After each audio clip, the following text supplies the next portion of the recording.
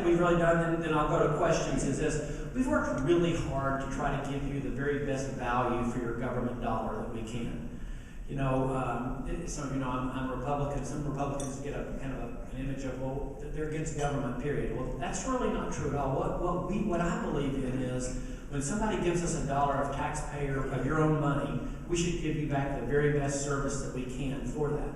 And we're doing a lot of things to change the way government works. It's a difficult process. When you change things that have been in government, that have been in place for a long time, it usually means some people end up unhappy with the process. But again, our goal is always going to be give the very best value for that dollar of taxpayer that we can. One of the big changes we made last year that I think, to be honest with you, might be the most significant thing we've done since we've been in office was we changed the way that government employment worked.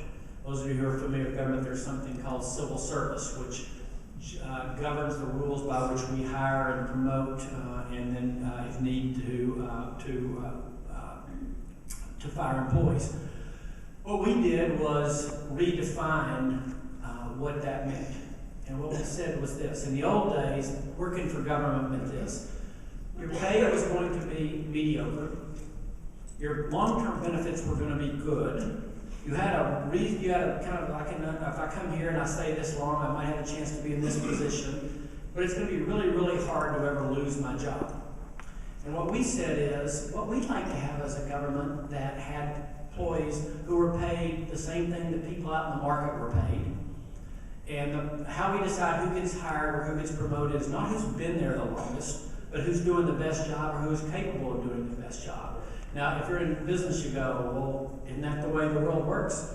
Well, actually, in government, it hasn't worked that way because of the fear that all the hires would be made for political reason or the promotions would be made for political reason. But I just honestly felt like we had to get past that fear and say, we're going to hire and we're going to promote the very best people we can. And then you know what else we're going to do? We're going to try to pay them what they would make if they were working outside of government. Here's what happened in the past.